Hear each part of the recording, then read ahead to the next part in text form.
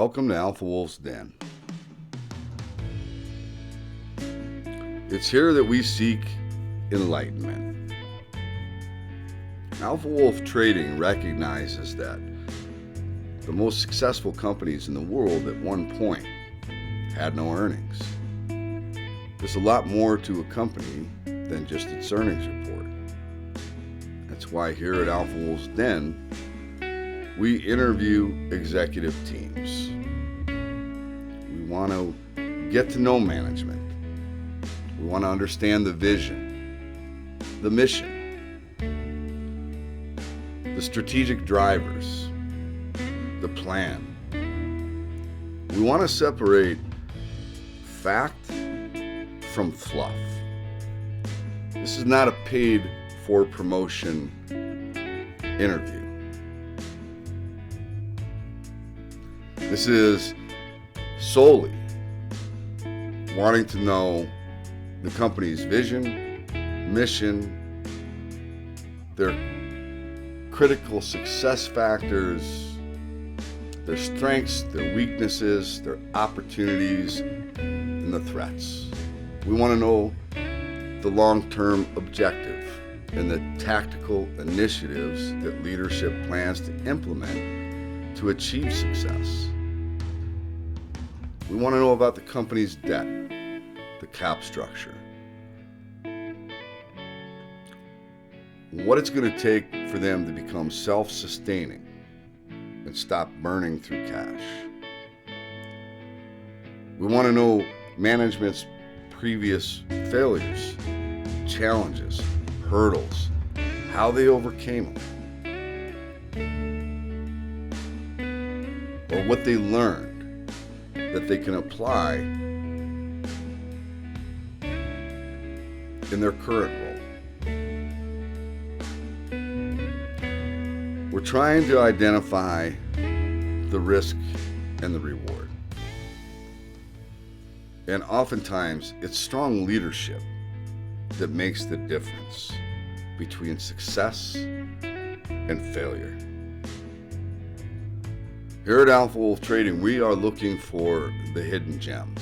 And I hope you enjoy this interview because this is one of those companies that I think could be a hidden gem. Please understand that this is for educational and entertainment purposes only. This is not financial advice, and I am not a financial advisor. Any investment that you decide to make in any security should be based upon your own due diligence and opinion. What's happening, Wall Street junkies? We've got today as a special guest Paul Ghezzi, CEO of Kontrol Technologies Corporation. Stock's symbol is KNRLF as in Frank. And it is traded on the OTC exchange. Hey everyone, Tim from Alpha Wolf Trading coming at you with a special guest today. We've got Paul Ghezzi. Is it Gezzie? Is that perfect? Yeah, exactly. From Kontrol Technologies. I actually just recently discovered this company, and the more I dig into it, the more I like the story. So, Paul, could you do me a favor? First, thank you very much for coming. And why don't you tell us a little bit about yourself and Kontrol and what exactly Kontrol does? Sure. So thanks for having me. So just in broad strokes, I started my career as a CPA, have always been involved in M&A. In the mid 2000s, got involved in the solar industry and the debt markets financing solar, created Canada's first securitized solar fund.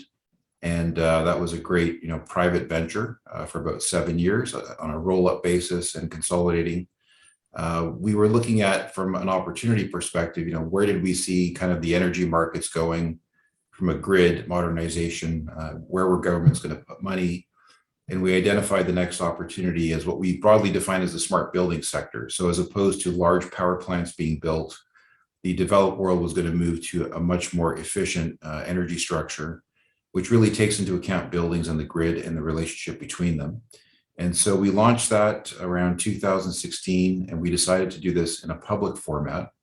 But the genesis of the story is we took a private approach to building a public company. And we started with some really strong fundamental principles of limiting dilution, funding with debt, growing the business, not bringing in institutional investors until the time was right. So fast forward to today, and we're really at an inflection point in the business with our best quarter ever, and really looking to scale the business now. And now, we're doing our institutional roadshows, we're meeting new investors, and we're ready to tell, or deliver on a much bigger story over the coming years. Okay, so smart buildings. Let's talk about smart buildings. You recently did a HVAC acquisition, right?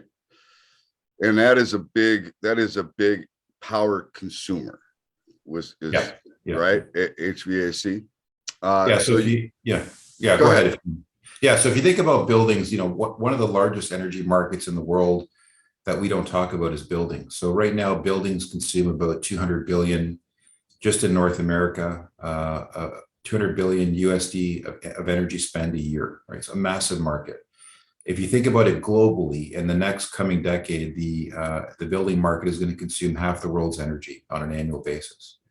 So, if we're not addressing buildings as major energy consumers, we're really going to miss the whole energy transition, climate change, all the things that maybe 6 years ago people talked about, didn't really care, policy wasn't there, to today where there's policy, there's stakeholder activism, there's infrastructure. So from an entire building perspective, what is a smart building? And we can use the analogy of a smart home, right? All the things that make a home more efficient, easier to manage, Bluetooth connectivity. But more important than that is buildings. If you're not addressing the HVAC system, which can account for up to 70% of energy spend, you're really not going to address the major energy challenge. So when we think about a smart building, we think about it from the entire building, starting with the HVAC system, building automation, all the utilities, additional controls, and that really is where we tackle the problem for our customers, which is, reduce my energy spend, reduce my greenhouse gas emissions, improve my sustainability. And it's a massive market. It's a very fragmented market, and that what has us excited is, we can name the big players in the industry, but once you go beyond that, it is a highly fragmented regional market, and that really plays into our strengths. So what is the total addressable market on this estimated? Just North America right now is in excess of 200 billion. Then you take the energy waste component of that. So you're looking at about 70 billion in energy a year. And then you add emissions, and that's about 30 billion. So in aggregate, you're getting $100 billion addressable market, growing at about 10% a year, well ahead of inflation. And why is that? Well, most buildings have to deal with utilities. So in addition to energy costs, buildings are absorbing all the infrastructure spend that utilities are taking on. So you really do get this acceleration of energy, which does a couple things. One, it reduces profitability, for any multi-res commercial industrial operator.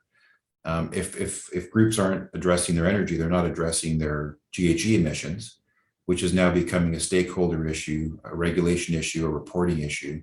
So really, it's a confluence of factors. I think Morgan Stanley refers to this period as the commercial building super cycle. And it's really all these factors that have come together at a point in time, and we're right here, right now. Now, again, 6 years ago, we talked about these things, but there wasn't the velocity behind them.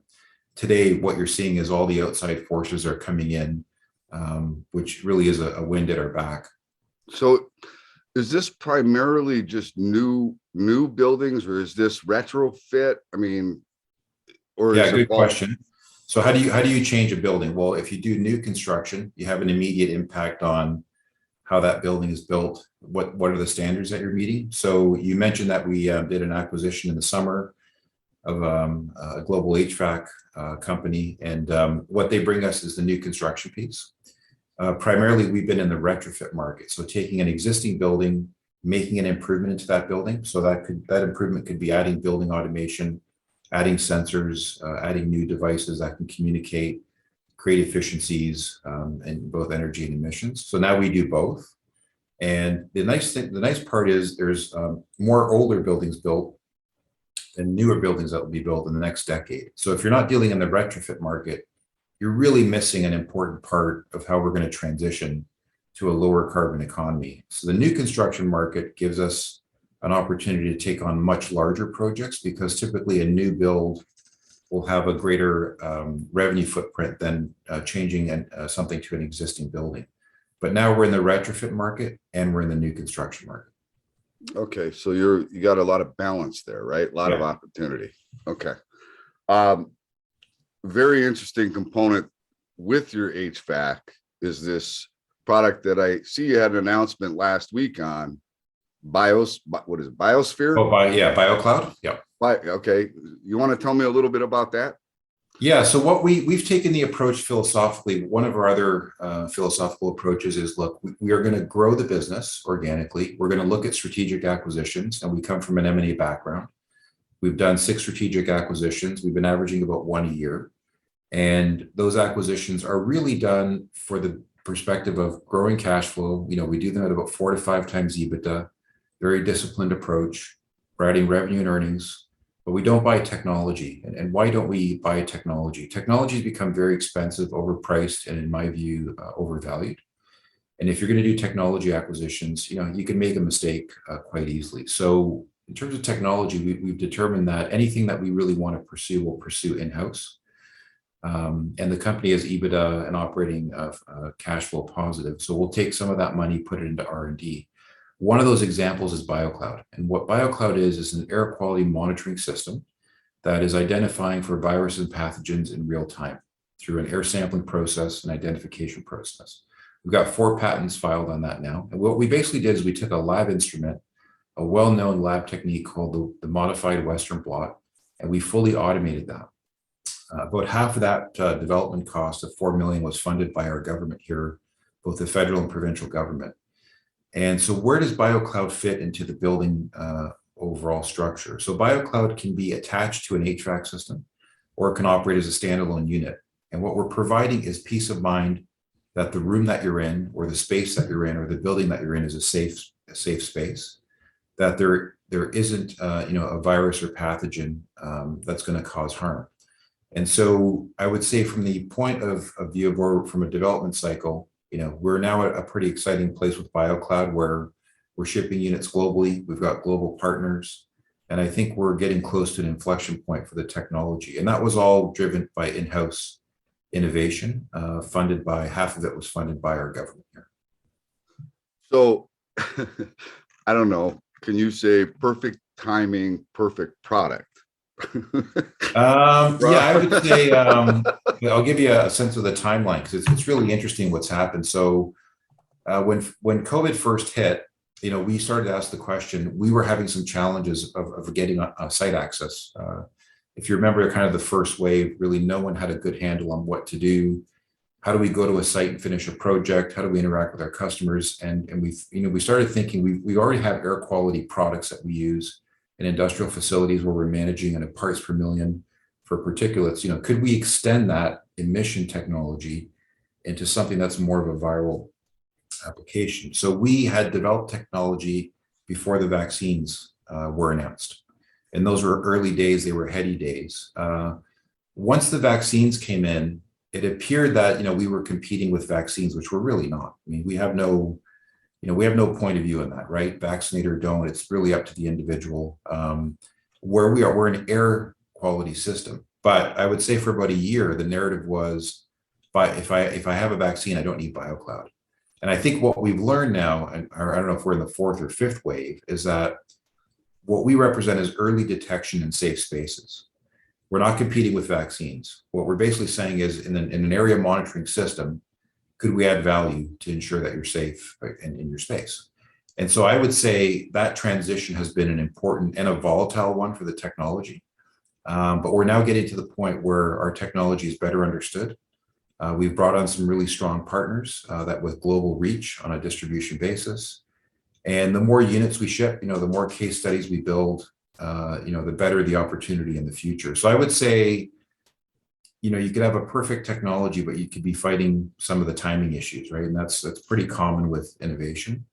but we're very happy with where we are today. The fact that we built this internally, we're very excited about the future of what this technology can be from a scale perspective. The one thing I would add is Biocloud is our only global technology. Our other technologies are really designed for North America. So we've really got a nice complement. You've got your energy management and your emission side for North America. And now we have a global product that we can ship anywhere in the world, which really adds to the overall, I would say upside in the business. So is the Biocloud system, is that a recurring revenue system, or is it you sell the system and you're done? So we have two models. One is we're primarily selling to distributors and some end users. They can purchase the unit. And then the cartridges. So anytime a virus is detected, think of a Keurig cup system. We have a replaceable cartridge. That cartridge is a consumable. Or some of our distributors have adopted a model where they're selling to their customers on a SaaS basis. We've decided, really from a cost perspective and a scaling perspective, is we don't want to lose money scaling the technology. So why is that? Fundamentally, when you're a small cap, you have to really be careful not to get caught in the wrong capital market cycle. So the approach we've taken, one of our other philosophies is, grow the business, not at any cost, at a reasonable cost, EBITDA positive, operating cash flow positive to break even, net income, but take some of that money, put it back into R&D, and don't generate huge losses as you attempt to scale the business, because that creates a big chunk of volatility in your business. So using the distribution model, we've kept our costs very low. We let our distributors take some of that risk off our balance sheet. And so far, that model is working well for us. But we can be flexible in how we work with the customer in terms of how we sell. So you go through distributors currently, but they can also, someone could also buy directly from you, right? Or that is correct. Yeah. Okay. And then on the energy efficiency side, that is the software as a service model. So we offer, there's basically three revenue streams. One is a project. So a project is considered a one-time event. Okay. You build the project, you walk away. What happens in our case is we're integrating now. So once we build a project, we then offer the service package. And the service package is a facility maintenance, ongoing recurring revenue, which is tied into our software. And so all three now are working, harmoniously. Now, not every customer chooses to do all three at the same time. Some customers choose to engage on the software side, which is installing software to run a better building, to manage energy in real time, to look for savings, using smart learning and AI to deliver that in the building. Some customers engage through a service platform where they say, I need you to take care of my facility. It's a 2-year contract. You get X a month. And then others will do all three. But the nice thing for us is we now have 3 entry points into a customer relationship. We can go through the software side, we can go through the service side, or we can go through the project. And the reason we like that approach is a customer isn't always ready to buy the full package at once. They may come in, on a cross-sale basis. We may have 100 buildings under a service agreement that we're going to transition into a software agreement. And so that's really, generating some scale for our business. And you could see kind of the velocity in the revenue as we get more buildings. So we started this business, I think, with 10 buildings. We're now at 400. Once you get to 1,000 buildings in the industry, you're a player. And what I mean by that is the dominant guys in the industry are Honeywell, Johnson's, Ameresco, the kind of the big integrated blue chip mega caps that we all know as household names. Where you get really, it's really interesting in terms of the public markets. If you start looking below that, there's really not a lot of companies in the public side. Most of them are private. So our market has been consolidated by private equity. And the private equity groups have come in and kind of done a roll up, regionally across the US and Canada. We really fit the lane where we've got a really nice lane as a small cap public company that if we can execute and we can own that lane, once you get to about 1,000 buildings, in my view, you become a takeout candidate at a pretty good premium. And so we're on our way there. And so if we can get to 1,000 buildings, let's say in the next 12 to 18 months, we become someone, I would say well-known in the industry and a potential candidate for takeover. It doesn't mean we want that, but that's kind of the scaling number that gets other industry groups excited. What's the churn rate on your customers that you're the 400 customers that you have? What's the average churn on that? Yeah, so we've got it. It's a really good model. So we're under 2%, and the nice thing is when you install software and you have a facility plan in place, you're very sticky. It means they have to do something. They have to take something out of their building to get rid of you. And as long as you're giving them great value and executing, what we have learned to do, one of our strategic initiatives, which kind of sets us apart in the industry, is let's say you're a large REIT and you own 100 buildings. The Honeywell or Johnson Control model may be, I need to get 50 of those or 100 of those to make it worth my while economically. Maybe I compete on an RFP. What we've been able to do because of our size and our structure is say, look, give us the first 3 buildings. Let us show you that we can deliver and execute for you, and then give us an opportunity on the rest of the portfolio. And that's really been the kind of the secret sauce to scaling is I don't need the whole 100, and I don't need to compete. I can do that with you. We can create a relationship. And that's really been a big, so, it takes a while to get that rolling, but once it's rolling, you can now start competing on the larger portfolio without, a lot of competitors at the table. I mean, most companies always have to run some kind of process where it's not single source, but if you can start to limit and cut out your competitors. And the other thing for us is if we can compete regionally against mom and pops or smaller companies that don't have a unified platform, really gives us a big advantage. And so we've been tending to scale regionally and competing against private companies, and we've got a better platform. So I think you take all that into account, and the goal is to get to 1,000 buildings as fast as you can. So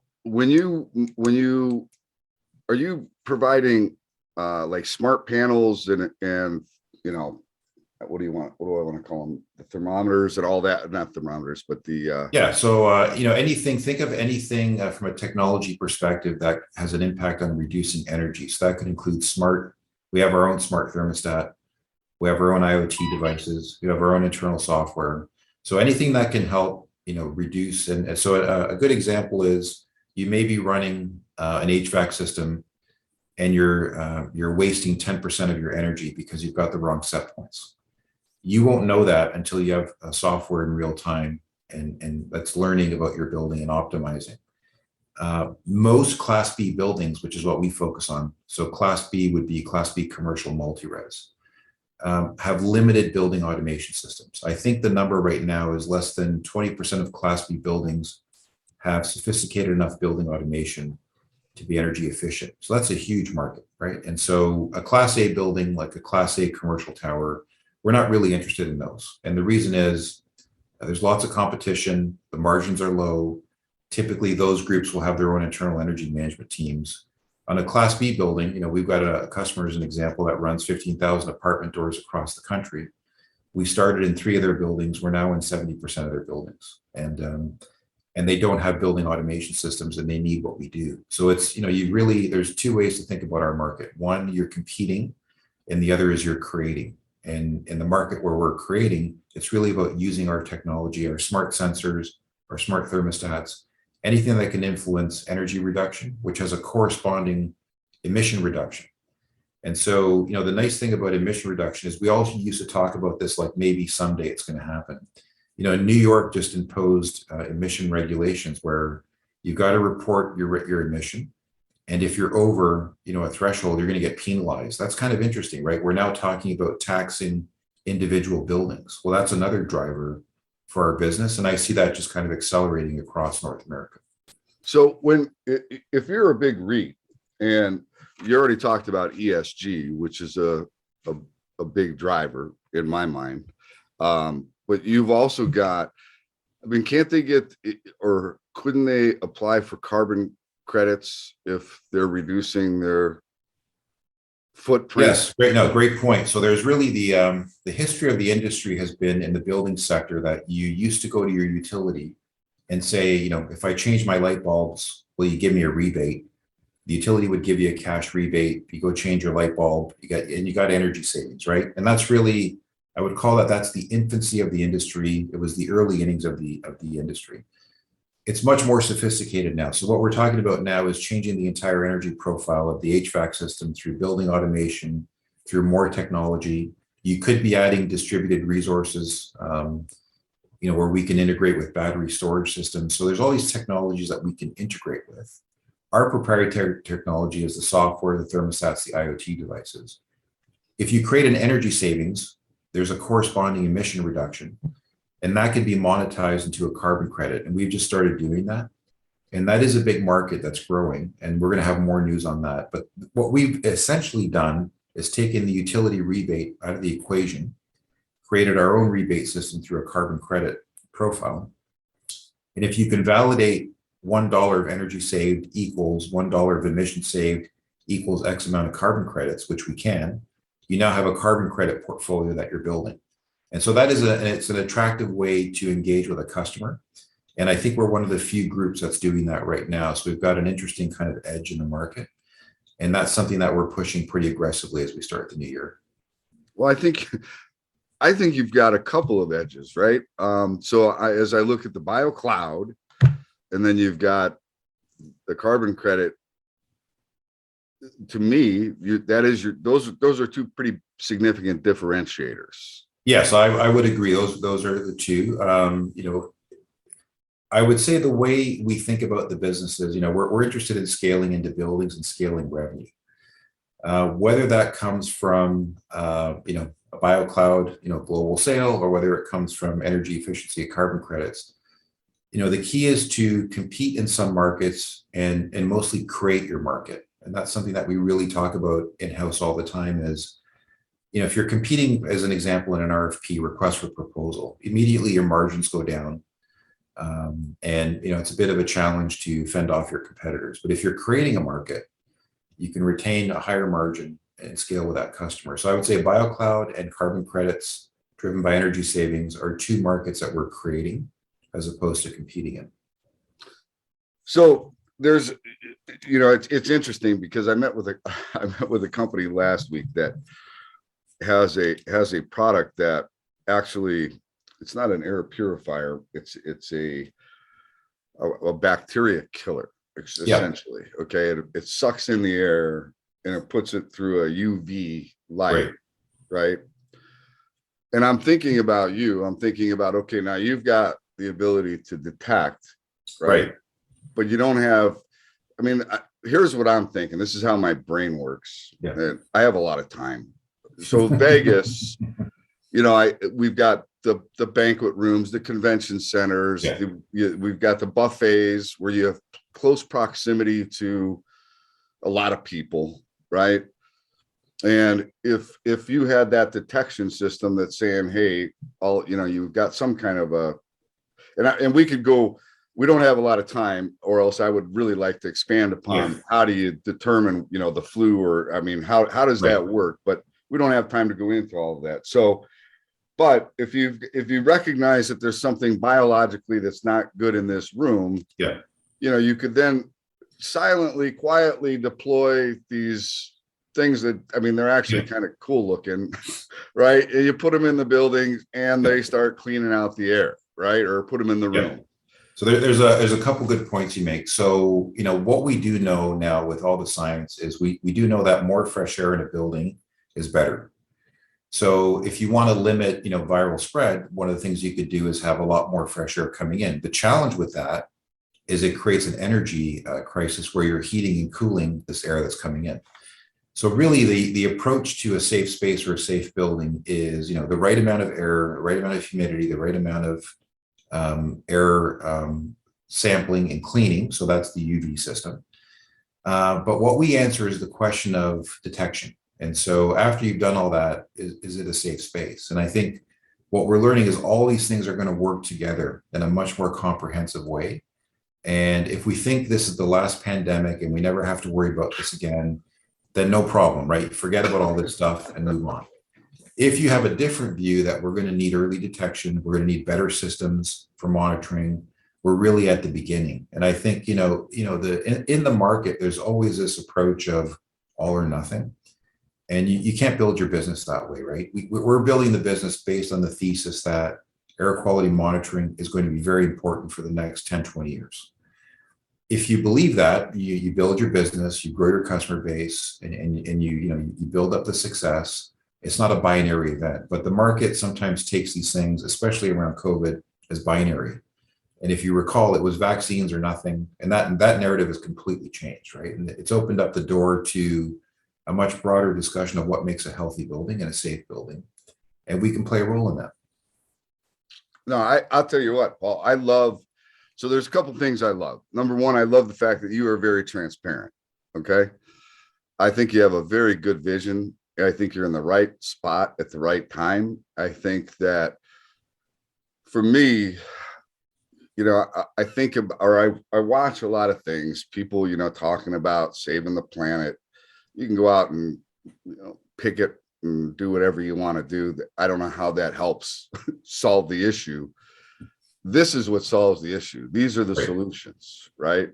And if you really want to support or get behind ESG, green energy, efficiency, then you support companies like Kontrol, right? Instead of going and buying a $600 pair of Nikes or $1,000 pair of Nikes that you really don't need, maybe you should buy a few shares of Kontrol stock. Right? Yeah. So I would say, look, it's always been the case that if companies can't generate a reasonable return, the only way you're going to get them to do something is to tax them, right? And then what we're discovering in our approach is if you can define a 3-year payback or less, so that represents about a 30% IRR. If you can get a customer to using your technology, they're going to get a return in that range, they're going to do it. So what happens after that is, okay, now you've got the energy saving technology, and now I'm saving my greenhouse gas emissions, and all of a sudden I may be in compliance and I'm not being taxed. And all of a sudden, maybe there's a carbon credit that goes with that. And so that is really the model. You're not going to get anyone to change their business if you don't give them a financial return.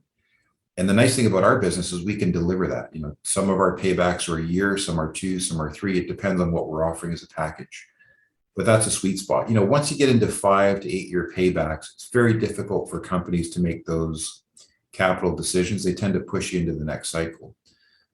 So what's driving that is energy costs are up, at least 30% over the last 2 years. Cost of technology is down, even with our good margins. And companies are under pressure to deliver ESG for their stakeholders. But I would say, fundamentally, going back to your point, you can't deliver a good return on your solution.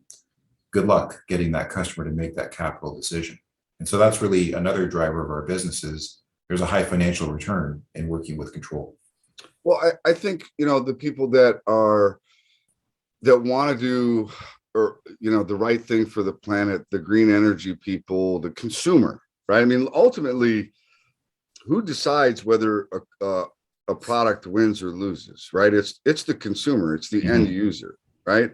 So even as you look at people that are moving into these apartment buildings, right? If it's important to you that we're helping the planet, then things like having a smart building should be important to you, right? Those are things that you should be asking before you sign the lease agreement, right? I mean, there's a lot of things that retail investors, in my view, get a bad rap for being uneducated, not savvy. But the retail customer and retail investors recently proved there is strength in numbers. And when you get behind something that you believe in, number one, you can feel good about it. Right. Right. And number two, you could actually make it a difference. Right. Because the more people look, circle of influence can be significant, not only by the stock, but if you know anybody that's owns a building or an apartment complex, tell them about the company, right? I mean, there's a lot that can happen through the circle of influence and strength in numbers, right? And my goal is to educate the retail investor that, not all low price stocks are bad stocks, like Wall Street would like you to believe. There's actually some really good companies out there that just need to be discovered, that don't have a bloated share count, that don't have a terrible balance sheet. And this would be one of those, right? Yeah. So maybe like a point on that, we spend a lot of time thinking about our capital structure. and I'm just going to be transparent with you, right? And hopefully I don't offend anyone. When the markets are running and there's kind of this momentum and mania, people don't care. They just don't. When the markets start to cool off, people start to care about, is it a good structure? Did they take care of their balance sheet? Are they making money? So our approach has always been, we're not going to take the company's profits and over market the company. We're not going to do that. I know there's value in that sometimes where you're trying to create something or maybe raise something and you've got the momentum in the market. Our approach has always been, we're going to build the business and, we're going to keep delivering, and eventually we'll find our shareholder base and they'll be rewarded because they bought, at the right time, at the right price for them. So I think that approach often doesn't work in microcap and small cap because there's a lot of competition for eyeballs and momentum rules the day. But I would say if you want to build a long-term business, you really have to think about structure a lot. And so we're primarily the shareholders, management and the board are the largest shareholders in the business. We have been from day one. And we're not going to do anything that doesn't create long-term success. That's what we're aligned with, right? And so, maybe we're not the best momentum play at any point in the market, but we're really excited about where the business is going. We're creating value and we want to monetize that value for ourselves over time. So I think that you make an important point, but in the context of, a small cap and micro cap market, we're trying to build a large business. And so those are the things that you have to care about. That's why our share count is low. It's why we have a clean balance sheet. Which is what is the share count? Right. Fully diluted. So basic, we're 48 and fully diluted, I believe it's 53. Okay. And if you look at the revenue, we're going to be closing in on about 43 to 46 million of revenue this year. That's pretty close to $1 or 90 cents per share in revenue. And if you look around small caps, that's a pretty good number, right? That's a pretty good number. So, and what's your backlog right now? So we announced about $160 million backlog across the company for the next 3.5 years. Okay. Patented technology, big time differentiators in my mind. Software as a service, recurring revenue model, which I happen to love. It's one of my favorite business models, right? Very, like you said, sticky, very predictable, right? Not lumpy, my kind of business.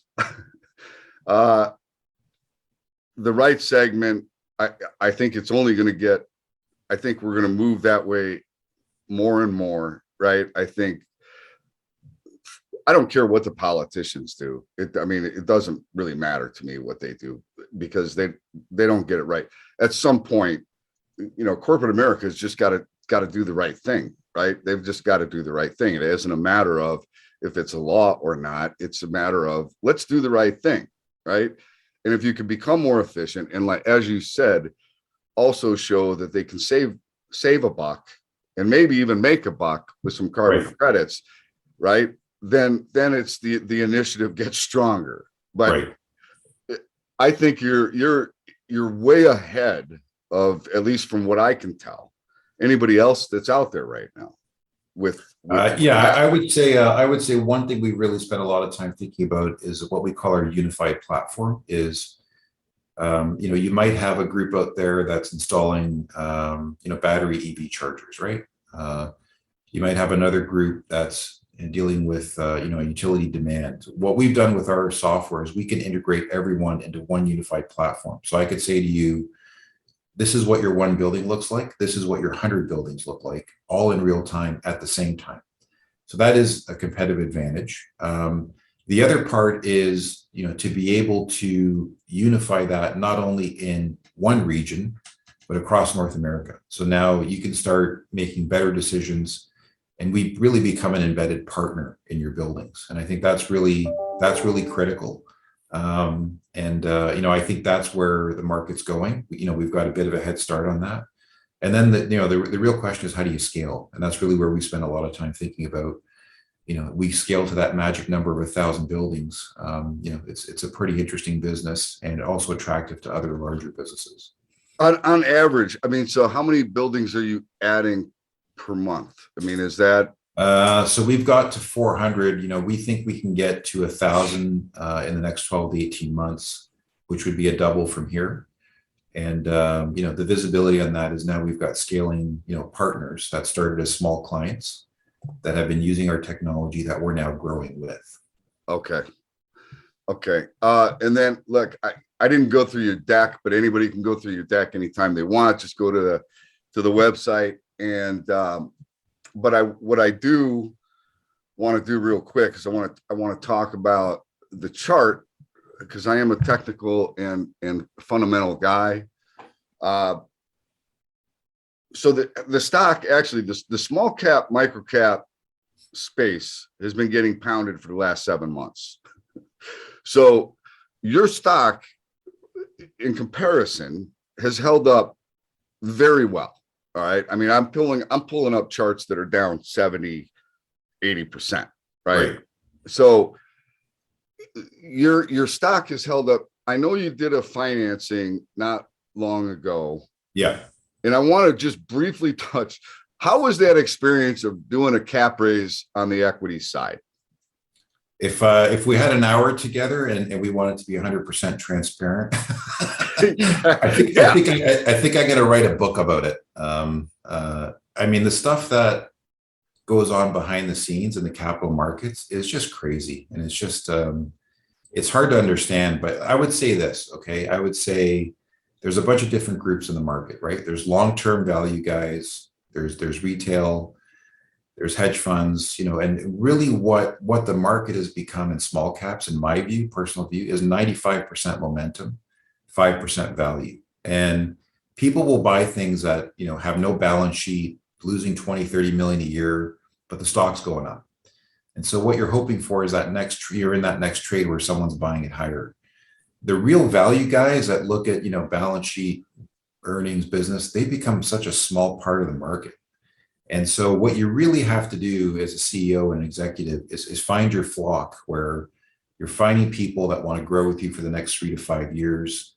Maybe you're not the flavor of the month, but you keep adding and building value. And then what happens is you get kind of these value catalysts. And that's something that we're paying particular attention to. And also how you raise money is very important, right? So this is what I really want you to kind of...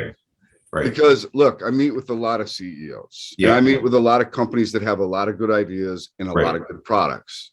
But and I understand that companies go public because it's to raise capital. I understand that. Right.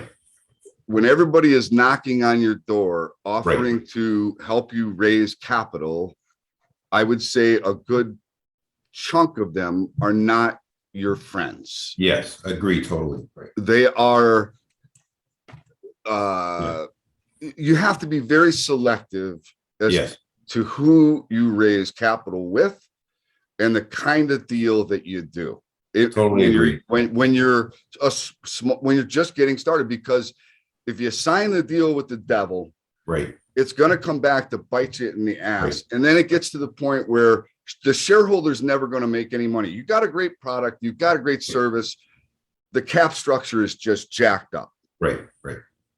Does that make sense? Totally agree. We actually, and I don't mean to sound arrogant, but we do get offers. We've now learned what to look for, and basically it comes down to this: there's groups that make money with you by being long-term shareholders and the stock going up. There's other groups that make money when the stock goes down. And you really have to segment, it sounds simplistic, but you have to segment who you're working with, why, what's the purpose of the capital.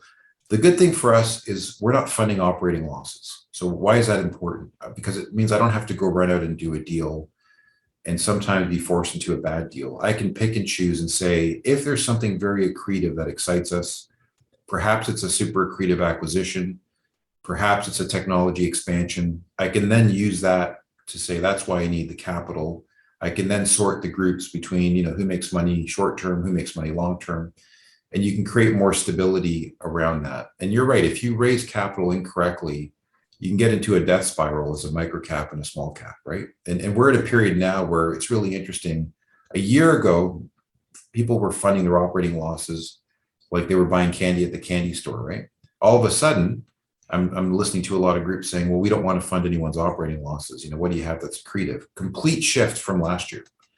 And because we've been around long enough, we were always kind of expecting this moment to come where the market just becomes very cyclical. And if you don't have to raise money because you're not funding operating losses, you're in a better position and you can be more choosy and picky. And that's really important. And by the way, that is a direct correlation to potentially interest rate hikes coming? Yeah, I think it's interest rate. I think it's operating losses. I think it's big cap liquidity. I think, it's, I know this company's losing money. They got to go do another down round. So I think all that is kind of invaded, small cap and micro cap. Right. I think for us, because we're fundamentally the largest shareholders, if the share price isn't higher, we fail. And so that's how we're creating wealth for ourselves. And that typically creates alignment with other shareholders. And as you know, stocks don't go up all the time. And you've got to, and I think in our case, what you do is you keep creating value and then you find your revaluation inflection point where the company's worth more because you've created value, right? And so that's kind of opposite of the momentum play where you're worth more because someone's paying more. Well, you're not a momentum stock now, right? Just because look, that can change in the blink of an eye. Right? True. I mean, you can become a momentum as soon as that sector or this particular industry becomes a hotspot focus. Right. Boom, you could be off to the races. So, good point. Yeah. I mean, that can change in a heartbeat. And I will just say this. So I'm looking at your chart. It is in a downtrend, the longer term. You can see that trend line right here. Yeah. It is in a downtrend, but what it's been doing really since September is just consolidating sideways. It's building a base, right? So that I consider that a platform that you're either going to launch from or you're going to break down from. Right. I would suggest that you also have another thing too. This is a golden cross. You got a 50-day moving average, which crossed above the 200-day, which is a very bullish sign for a lot of the tech guys. Okay. So this thing is consolidating. You're, right here between 150 and $2. I think, you had some resistance up here at, what was that, about 250, right? That's kind of been a wall for you guys. You take out 250 and you close above 250. This thing now has a new floor, right? Which is 250. And I think eventually, and I do believe that this space is going to get more attention because ESG, energy savings, all of that is going to become more and more important. So I love this story, and that's why I wanted to do this interview with you. I want to get it out to as many people as I can. This isn't a paid promotion. I'm not getting paid from you to do this. I'm doing it because I like the story and I want to see you guys succeed. So I know you wanted to keep this to a minimum, so I'm gonna probably just go ahead and wrap up. So you've got you have an investor relations page. You guys have an alert investor alert service as well, right? Yeah. So if you sign up to the newsletter on the website, www.kontrolcorp.com, you get updated routinely. And I would say if you think about where we came from, just kind of a macro trend, I think last year was around 13 million of revenue. This year between 43 and 46. We're looking to double that next year.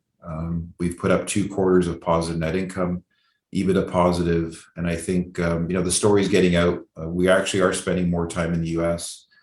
We're on non-deal roadshows, getting introduced to family offices. So we are starting to lay the groundwork of getting better known. And so I think, part of it is as you become better known and you're executing into that, the stock itself gets a better base of shareholders and it creates that future platform. But, the nice thing for us is we have been executing into the stock, right? So in some cases, and I don't really have an opinion on Kontrol, but sometimes, as a stock will get ahead of the fundamentals. Sometimes you'll be behind.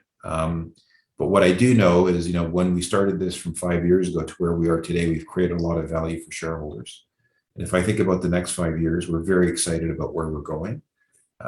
And, as the largest shareholders, we're going to create a lot of value. Speaking of that, next 5 years, plans to uplist to a senior exchange. Yeah. So we know, so just one point in this, right? We know now, and we've learned this, that unless you're on the NASDAQ in the US, really some of the folks you want in your structure can't participate. The QB is just not enough. And so we've learned that through discussions and meeting with enough folks. So uplist 2022, NASDAQ, with our revenue, EBITDA and profile, I think we're in a good spot to do that. So that's an important one. Yep. Okay, perfect. I had other things, but I lost them. I'm going to go ahead and wrap this up, Paul. I really appreciate you coming in and taking the time. I think it's a great story. I think the story is going to get better. I think people should put this stock on their radar. And if they care about the environment, they care about the planet, then they should put their money where their mouth is and support the company. But, this isn't a buy recommendation. I'm not telling anybody that they have to buy it. This is my personal view. I own the shares and I plan on building into that position over time. And if anybody has any questions or wants to try and reach out to you to directly, they just go through your IR.